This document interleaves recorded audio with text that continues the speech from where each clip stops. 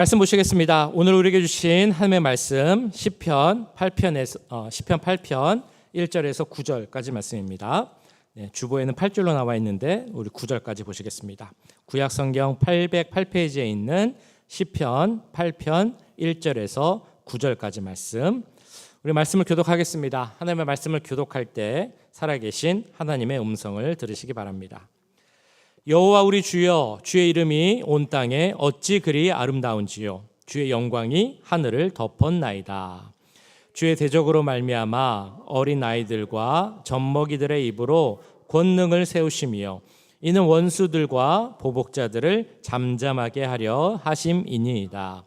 주의 손가락으로 만드신 주의 하늘과 주께서 베풀어 두신 달과 별들을 내가 보오니 사람이 무엇이기에 주께서 그를 생각하시며 인자가 무엇이기에 주께서 그를 돌보시나이까. 그를 하나님보다 조금 못하게 하시고 영화와 존귀로 관을 씌우셨나이다. 주의 손으로 만드신 것을 다스리게 하시고 만물을 그의 발 아래에 두셨으니 곧 모든 소와 양과 들짐승이며 공중의 새와 바다의 물고기와 바닷길에 다니는 것이니이다.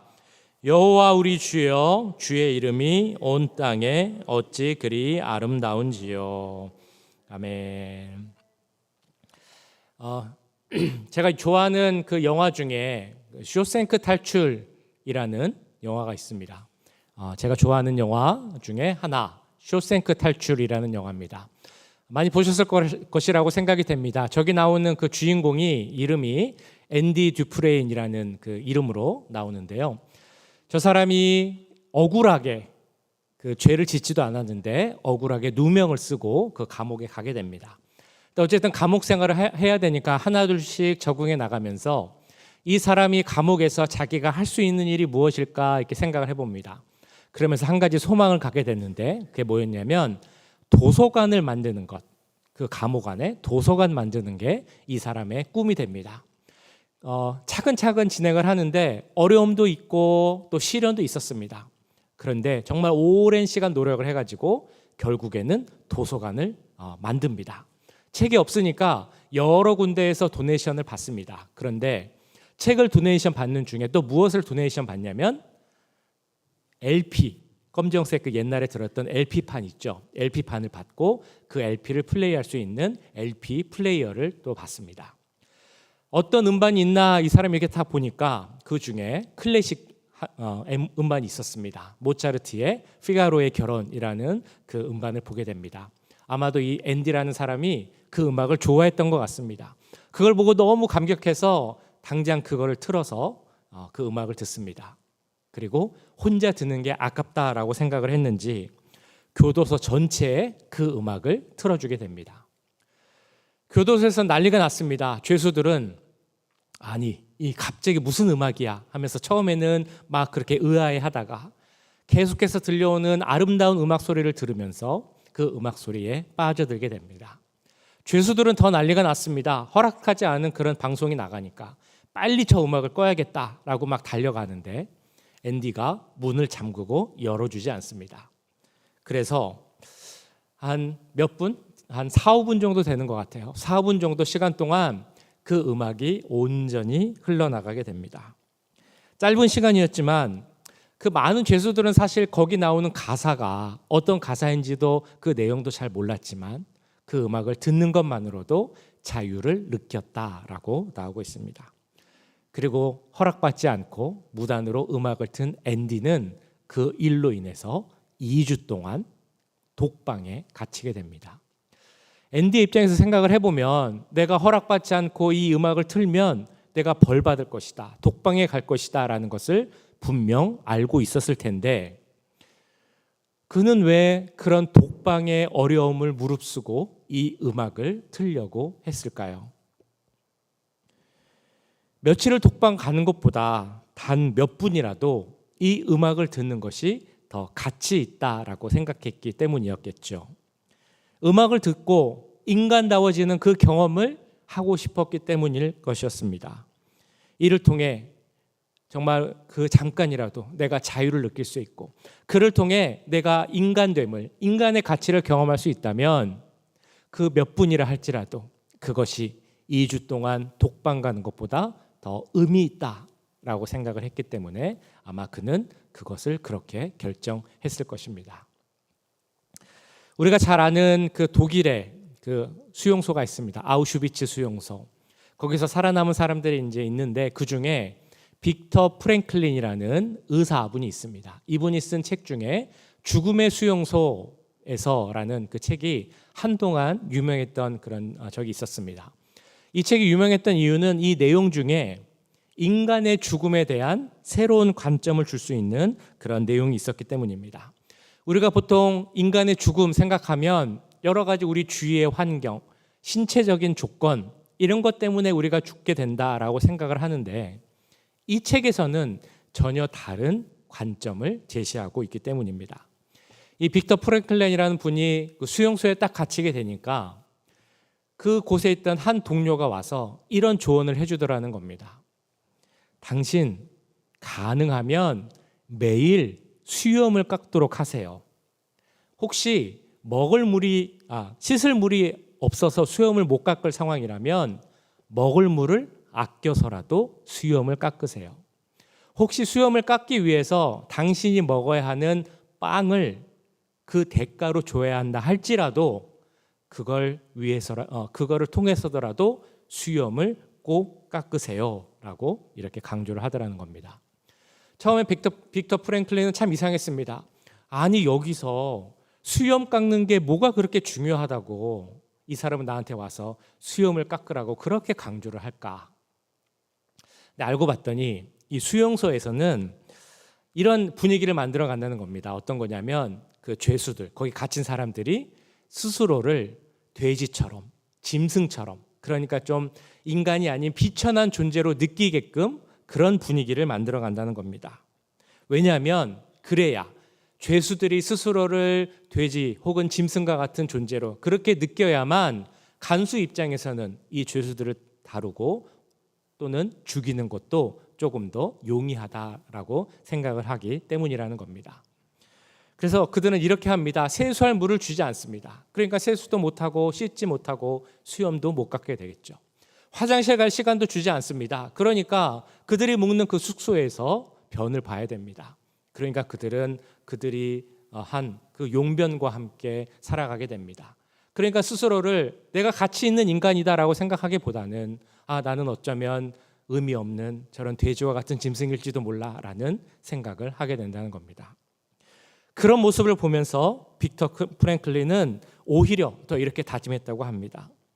난 절대로 돼지와 같은 존재가 되어서 죽지 않겠다. 내일부터 꼭 수염을 깎겠다. 마실 물이 부족하고 먹을 빵이 부족하다 할지라도 나는 꼭 세수도 할 것이고 몸도 닦을 것이고 수염도 깎을 것이다 라는 다짐을 했다는 겁니다. 자, 그런 다짐을 하고 나서 사람들을 봤더니 신기한 것을 하나 보게 되었습니다. 무엇이냐면 감옥이라는 특수한 환경 속에서 정말 인간으로서 최소한의 것도 지키기 힘든 상황이었지만 그래도 그것이라도 지키기 노력하는 사람들이 훨씬 오래 산다라는 것을 발견했습니다. 자기의 가치를 잊어버리고 짐승과 같이 자기를 대하는 사람이 오히려 더 빨리 죽게 되었다라는 것입니다. 그래서 빅터 프랭클린은 이렇게 결론을 내립니다. 환경이 나를 죽이는 것이 아니라 그렇다기보다는 내가 나 자신의 가치를 잃어버리게 될 때 그때 인간은 죽게 된다. 여기 계신 분들은 나 스스로의 가치를 어떻게 생각하고 계십니까? 나는 어떤 가치를 갖고 있습니까? 오늘 보시는 시편 8편 말씀을 보시면 우리가 어떤 가치를 갖고 있는지를 잘 보여주고 있습니다. 오늘 말씀은 너무나 유명한 시편이고요. 다윗의 시편 중에 하나로 또 유명하죠. 오늘 시편에서 다윗은 그 하나님의 높으신 이름, 아름다운 이름, 그리고 그 영광을 이렇게 찬양하면서 시작합니다. 여호와 우리 주여, 주의 이름이 온 땅에 어찌 그리 아름다운지요. 주의 영광을 하늘 위에 두셨나이다. 참 아름다운 시 아닙니까? 우리 주님의 이름이 어떻게 그렇게 아름다울 수가 있습니까? 하나님 영광이 이 하늘에 가득 찼습니다. 시를 보면서 이런 생각을 한번 해봤습니다. 왜 다윗은 그 영광이 이 땅에 가득합니다 라고 하지 않고 하늘에 가득합니다 라고 표현을 했을까? 그 영광을 왜 하늘 위에 두었다라고 표현을 했을까? 아마도 다윗이 보기에 그 영광이 너무 크기 때문에 이 땅이 그 영광을 담기에 너무 비좁아서 이 땅이 아니라 하늘에 그 영광을 두셨습니다라고 표현을 했을 것입니다. 그렇게 정말 크고 충만한 영광을 받으시기에 그 영광으로도 부족한 우리 하나님이시기에 그 다윗은 그 하나님을 찬양하고 있는 것입니다. 자, 그런데 그러면 우리 하나님은 왜 그 크신 영광을 받으시기에 합당하신 분이실까요? 왜 다윗은 그 하나님 주의 이름이 너무나 아름답습니다 라고 이야기를 하고 있는 것이겠습니까? 성경을 보면 주의 이름이라는 것은 곧 주의 사역과 연결이 됩니다. 하나님의 이름은 하나님의 사역으로 우리가 생각할 수 있습니다. 그러니까 주의 이름이 아름답다라고 할 수 있는 이유는 하나님, 주님의 사역이 아름답기 때문입니다. 아름다운 하나님의 사역은 우리가 두 가지를 이야기합니다. 첫 번째는 창조의 사역, 두 번째는 구원의 은혜. 이 두 가지가 하나님의 아름다운 사역의 두 가지 핵심입니다. 그래서 오늘 시편을 잘 살펴보면 다윗은 이 두 가지를 찬양하고 있습니다. 하나님의 그 크신 창조 능력을 찬양함과 동시에 우리를 구원하신 하나님의 그 구원의 은혜를 찬양하고 있는 것입니다. 첫 번째 뭐라고 말씀드렸습니까? 다윗이 찬양하고 있는 첫 번째는 바로 창조주 하나님, 우리 하나님을 찬양하고 있습니다. 3절에 이렇게 나옵니다. 주의 손가락으로 만드신 주의 하늘과 주의 베풀어 두신 달과 별들을 내가 보니. 참 아름다운 표현입니다. 하나님의 창조 사역을 우리가 눈으로 보는 것 같은 그런 느낌이 듭니다. 우리가 분명 창세기 말씀을 통하여서 이 세상 창조가 어떻게 되었는지를 잘 알고 있습니다. 하나님께서 말씀하셔서 이 세상을 창조하셨습니다. 하늘이 있으라 하실 때 하늘이 있었고 해와 달과 별들도 다 그렇게 만드셨다는 것을 우리는 알고 있습니다. 자, 그런데 실제 그게 어떻게 됐을까라고 생각을 해보면 막 잘 그려지는 건 아닌 것 같습니다. 하늘이 있으라, 해와 달과 있으라라고 했을 때 어떻게 그것들이 생겨났을까? 무슨 슬라이드처럼 이렇게 쭉 올라왔을까? 아니면 어디선가 갑자기 뿅 하고 나타났을까? 그런 걸 생각해 보면 오늘 말씀은 물론 하나님의 창조를 나타낸 그린 시적 표현이지만 정말로 그렇게 되지 않았을까라는 생각을 해보기도 합니다. 우리 하나님이 그 아름다운 두 팔을 이렇게 딱 펼치면 이 세상에 하늘이 딱 생겨나고 그 손가락으로 이렇게 막 그리면 그 하늘 위에 해가 생기고 달이 생기고 별도 생기지 않았을까? 시편 8편이니까 손가락으로 팔자같이 이렇게 하나님이 그리실 때 그 하늘에 달, 별, 또 뭐 해 이런 것들이 생기지 않았을까? 그런 생각을 해보기도 합니다.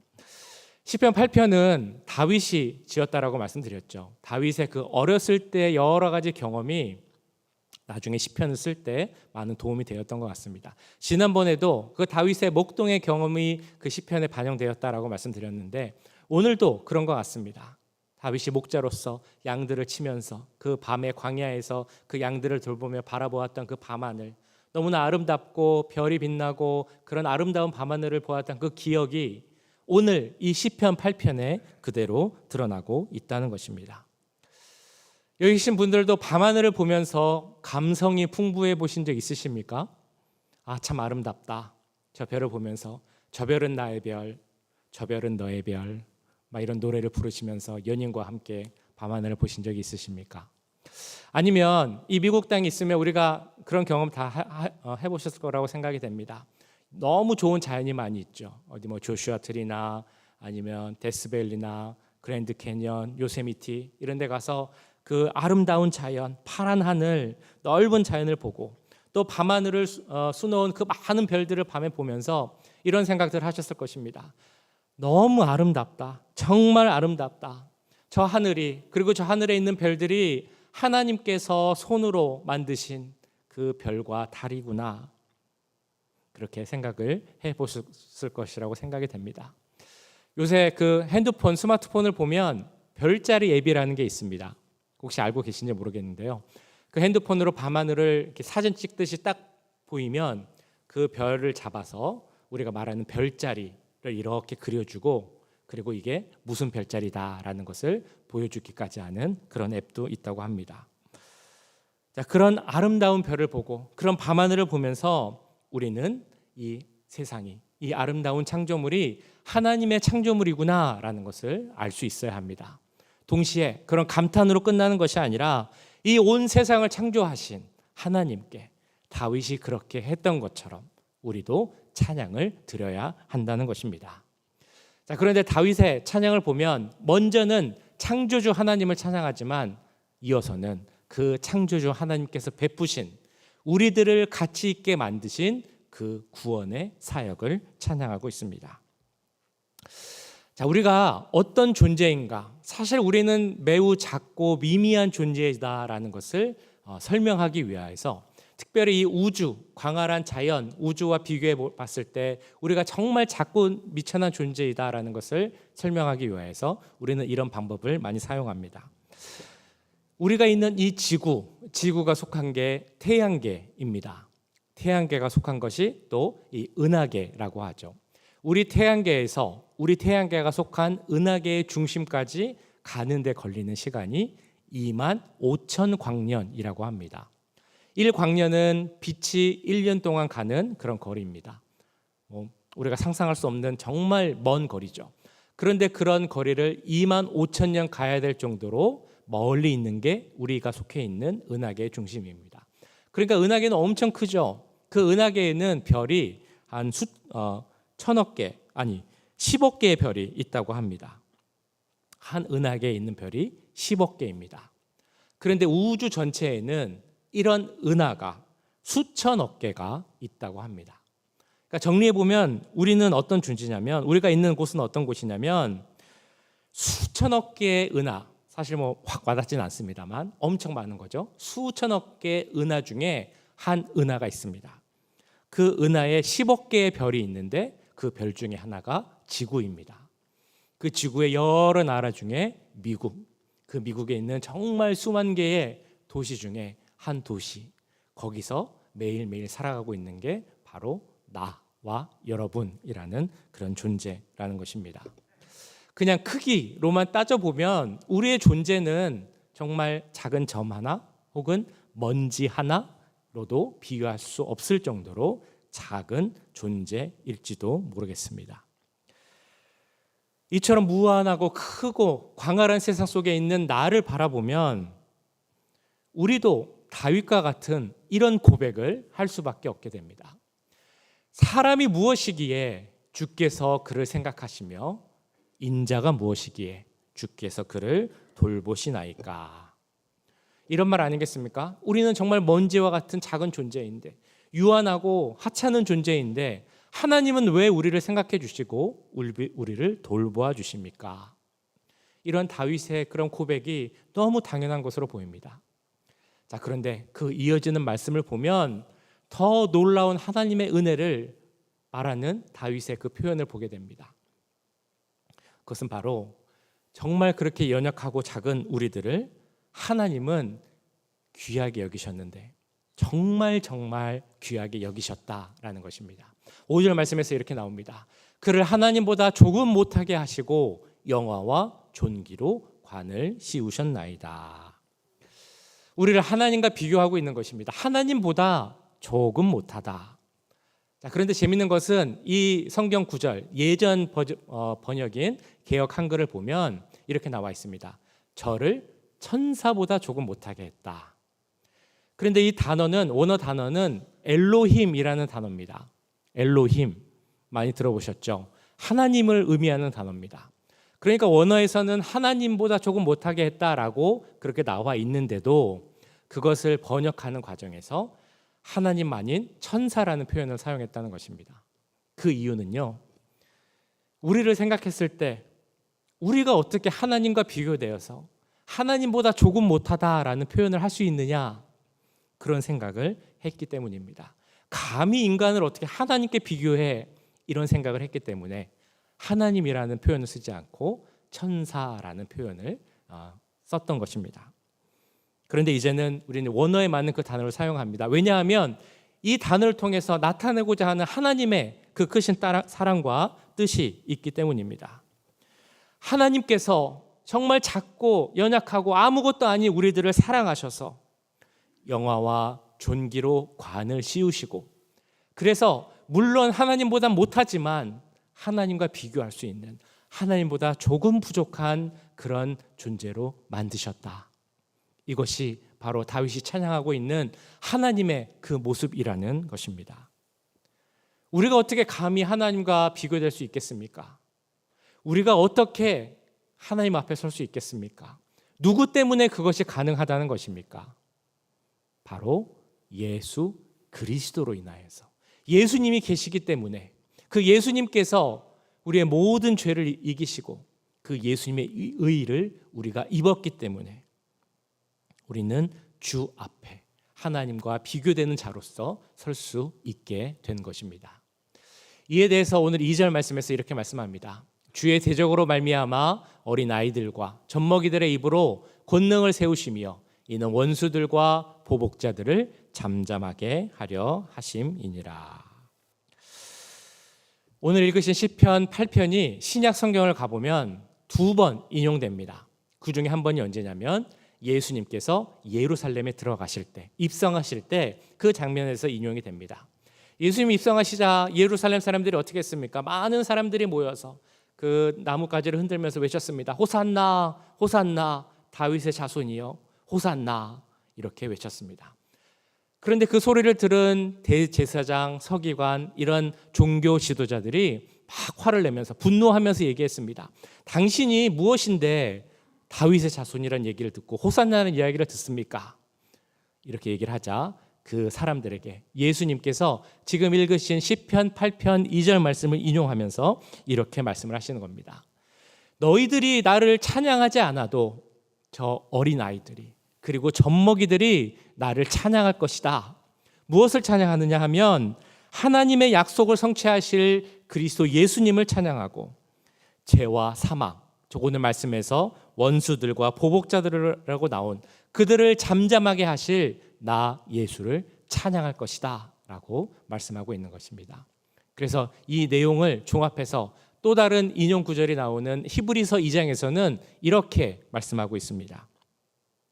오직 우리가 천사들보다 잠시 동안 못하게 하심을 입은 자, 곧 죽음의 고난을 받으심으로 말미암아 영광과 존귀로 관을 쓰신 예수를 보니 이를 행하심은 하나님의 은혜로 말미암아 모든 사람을 위하여 죽음을 맛보려 하심이라.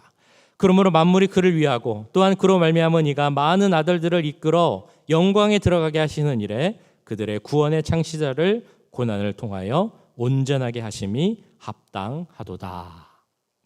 이 말씀은 이런 내용입니다. 이 말씀처럼 예수님이 죄인인 우리들을 위해 죽으셨고 그 십자가 죽음으로 말미암아 우리는 모두 하나님 앞에 설 수 있는 존귀한 존재가 되었다라는 것입니다. 먼지와 같은 우리들, 아니 먼지보다도 못할 수 있는 우리들을 하나님께서는 가치 있고 존귀한 존재로 만드셨습니다.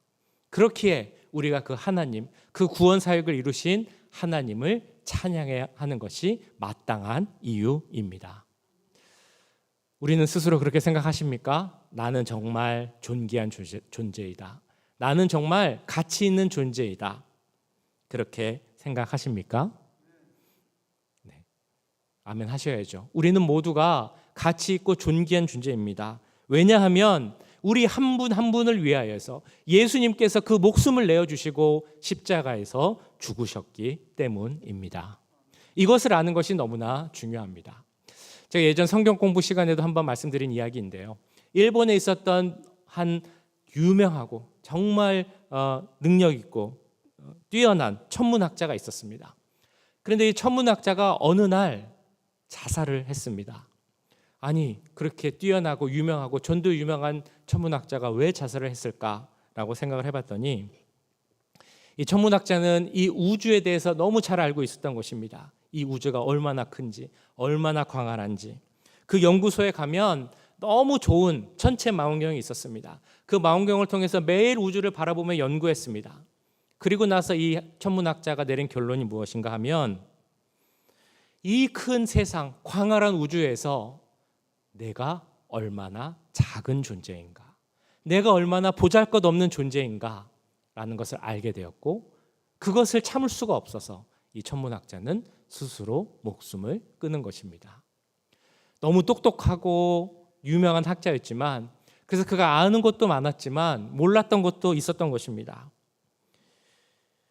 우주가 강하다는 것, 그리고 이 우주에 비해서 우리는 정말 작은 존재라는 것을 그는 알았지만 그가 몰랐던 것은 이 광활한 우주를 창조하신 분이 바로 우리 하나님이시라는 것, 그리고 그 창조자 하나님이 그 아들 예수 그리스도를 통해서 우리 모두를 존귀한 자로 만들어 주셨다는 것, 이것을 그는 몰랐던 것입니다.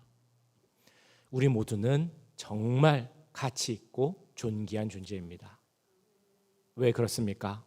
계속 말씀드리고 있는 것처럼 예수님께서 우리를 위해 죽으셨기 때문입니다. 그래서 우리가 하나님보다 못하지만 그 하나님과 함께 교제할 수 있고 함께 할 수 있는 그 은혜를 주셨기 때문에 우리는 존귀하고 가치 있는 그런 존재입니다. 우리 그럼 존귀와 가치가 어디서 더 확실히 나타나느냐? 우리를 그렇게 만드신 하나님과 동행하며 하나님 앞에 있을 때 우리의 가치는 더 나타나게 되는 것입니다. 우리의 가치가 가장 커질 때가 언제이냐? 우리를 만드신 우리 창조주 하나님께 모든 영광을 올려드릴 때, 그때 우리는 정말 우리의 삶이 가치 있게 되는 것입니다.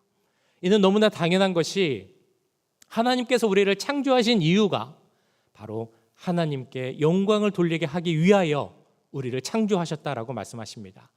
그렇다면 우리의 창조의 목적대로 우리의 삶이 하나님께 영광을 돌리는 삶이 된다면 그거야말로 우리 존재의 가치를 가장 크게 만드는 그런 일이 될 줄 믿습니다. 그래서 우리의 삶은 하나님께 영광 돌리는 삶이 되어야 합니다. 성경을 보면 하나님께서는 우리를 하나님의 형상대로 창조했다라고 말씀하고 있습니다. 그것은 무슨 의미냐면 우리가 하나님의 모습대로, 속성대로 그 하나님의 본을 따라 창조되었다라는 그런 의미입니다. 동시에 또 어떤 의미가 있냐면 우리는 하나님의 형상으로 창조되었기 때문에 하나님의 모습을 닮아가는 그런 삶을 살아야 한다라는 의미가 있습니다. 우리 모두에게는 하나님께서 이미 창조 전부터 갖고 계신 치밀한 계획, 그리고 어떤 예술적인 그런 감각이 있습니다. 마치 하늘을 만드시며 손을 펴시고 손가락을 펴셔서 저 아름다운 하늘과 해와 달과 별 모든 자연을 창조하셨던 것처럼 그 팔과 아름다운 손으로 우리 한 명 한 명을 창조하셨습니다. 많은 의도와 계획이 있다는 것입니다. 그리고 그 중에서 가장 크고 중요한 계획은 무엇인가 하면 우리 여기 계신 분들 한 분 한 분을 통하여서 하나님의 영광이 드러내는 삶을 살아가게 하는 것, 이것이 바로 하나님의 가장 큰 계획과 뜻임을 믿습니다. 그래서 그 다윗은 그런 하나님을 바라보면서 1절과 9절에서 같은 말씀을 반복하여 말하고 있습니다. 자, 우리 한번 같이 읽어보실까요? 1절, 9절 천천히 읽어보겠습니다. 시작. 여호와 우리 주여, 주의 이름이 온 땅에 어찌 그리 아름다운지요. 주의 영광이 하늘을 덮었나이다. 9절. 여호와 우리 주여, 주의 이름이 온 땅에 어찌 그리 아름다운지요. 반복해서 말하고 있습니다. 히브리어에서 반복하면 어떤 의미가 있다고 말씀드렸습니까? 강조라고 말씀드렸죠. 다윗이 강조하고 있는 것은 아름다운 주님의 이름을 높이고 하나님께 영광을 돌리는 삶을 살아가는 것이 우리에게 있어서 제일 중요한 것이다 라고 강조하고 있습니다. 그런 그 강조가 우리 삶 가운데도 드러나길 간절히 원합니다. 제가 정말 강조하고 중요하게 생각하는 것은 우리들이 살아가는 매일매일의 그 삶의 모습입니다. 우리는 사실 비슷한 삶을 살아갑니다. 비슷한 장소에서 비슷한 일을 하면서 하루하루를 보냅니다. 같은 일을 매일 하지만 그 일을 통하여서 우리가 그냥 하는 것과 하나님께 영광을 돌릴 수 있는 일을 하는 것은 분명히 다릅니다. 그러니까 같은 일을 한다 할지라도 우리가 그 일을 하는 모습, 태도, 언어, 그 여러 가지 모습을 통하여서 어떻게 주님의 이름을 높이고 하나님께 영광과 찬송을 올리며 살아갈까, 이것을 생각하고 그 뜻대로 살아가는 것이 너무나 중요하다라는 것입니다. 우리의 삶의 목적은 다른 것이 아닌 하나님께 영광을 돌리는 그런 삶이 되어야 할 줄 믿습니다. 요새 어떻게 하루하루를 살아가고 계십니까? 그냥 매일 똑같이 반복하며 시간을 보내고 계시지 않으십니까? 하나님께서 창조하신 이 아름다운 세상의 창조자로서, 또 하나님께 구원 사역으로 말미암아 얻게 된 그 존귀한 자로서 살고 계십니까? 아니면 주위 사람들의 시선, 주위 사람들의 말에 따라서, 혹은 세속의 질서, 세속의 기준에 따라서 살고 계십니까? 처음에 두 가지 이야기를 드렸었습니다. 쇼생크 탈출, 그리고 죽음의 수용소. 거기서 감옥이라는 특수한 상황이지만 내 가치를 지키려고 할 때 그런 사람들이 정말 의미 있는 삶을 살았다라는 말씀을 드렸습니다. 우리는 모두가 가치 있는 사람입니다. 왜냐하면 예수 그리스도의 은혜로 하나님의 자녀가 되었기 때문입니다. 그렇다면 하나님의 자녀로서, 그리스도인으로서, 예수님으로 말미암아 새 생명을 받은 자로서 어떻게 살아가야 하는가, 이것을 생각하고 고민하는 것이 우리에게 너무나 중요할 것입니다. 우리를 지으신 그 목적, 하나님께 영광 돌리는 삶을 살아가는 그 목적대로 살면서 정말 우리 삶을 통해서 하나님께 영광과 찬양을 드릴 수 있는 우리 모두가 될 수 있기를 간절히 축원합니다. 기도하겠습니다. 사랑의 주님, 오늘 말씀을 통하여서 다윗이 고백했던 그 하나님, 영광을 담기에도 부족한 우리 하나님, 모든 영광과 찬양을 받으시기에 합당하신 주님을 찬양하는 우리들이 될 수 있도록 주님 도와주시옵소서. 하나님 앞에 섰을 때 우리는 너무나 작고 부족한 존재임을 우리는 잘 알고 있습니다. 그러나 주님께서 보내주신 예수 그리스도로 말미암아 우리는 영광의 관을 썼고 그로 말미암아 존귀하고 가치 있는 자가 되었음을 믿습니다. 그 존귀한 자로서, 가치 있는 자로서 살아가는 우리들이 되게 하시고, 우리의 삶을 통하여서 우리의 창조 목적인 하나님께 영광 돌리고 찬양 돌리는 삶을 살아가는 우리 모든 남가주 임마누엘 교회 성도들 될 수 있도록 인도하여 주시옵소서. 모든 것 감사드리며 우리 구주 예수님 이름으로 기도하옵나이다. 아멘.